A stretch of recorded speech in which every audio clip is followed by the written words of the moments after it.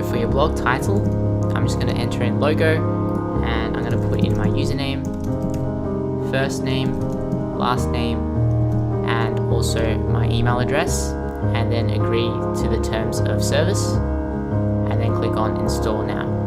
So once that is installed, you should get a notification installation is completed. What I like to do is I like to copy the password to my clipboard first, and then what you want to do is click on login. So this is your WordPress dashboard login. So here you'll need to enter in your username, and your details will also be sent to your email as well. Paste in the password and then click on login. So to reach this page again, you'll need to go to yourwebsite.com/wp-admin. What I recommend is bookmarking the page. So what we're going to do now is do a little housekeeping first. So we're going to dismiss all these messages. The first thing you want to do is hover over users, and then you can click on all users, and then you want to click on edit, and then you want to scroll down and click on generate password, and generate a password that you remember. Confirm that, update profile.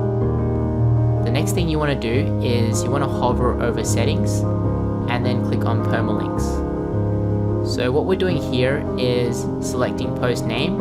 You want the title of your page and your post to reflect in your URL, okay? And then scroll down. This is for search engine purposes.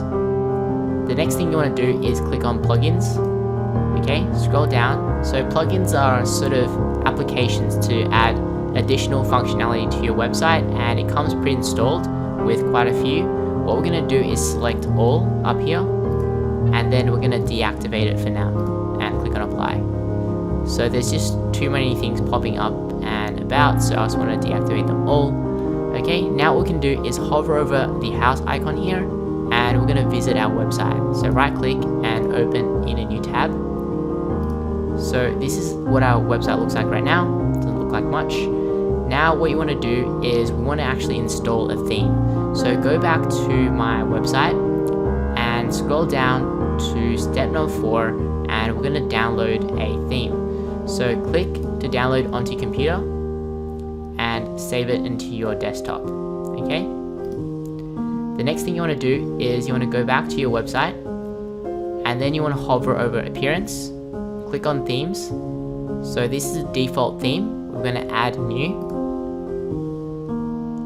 and we're going to click on upload theme. Choose file, and you want to make sure you upload themify-ultra.zip. Okay, sometimes you might have this Safari might automatically unzip into a folder. You'll need to right click and compress it back into the zip file. Click on open, install now. Click on activate. For the skins and demos, you want to click on the square or the cross icon to close that. Now if we go and refresh our website, this is what it looks like. Okay, so we're going to basically set in the structure of the website. So the first thing you want to do is go back to your dashboard area, and we're going to add in some pages. So you can click on pages here, and this is the sample pages. We're going to select all and just move those to the trash first. Next step is to add new. So here we're going to add in our pages, for example our home page. So type in home, click on publish. Okay, make sure that it says page published before you click on add new. Next page we're going to add in about page.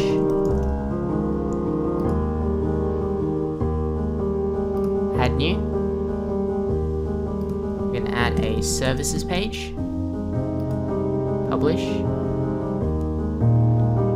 Click on add new, and we're going to add a contact page. So you can add as many pages as you want later. Once that is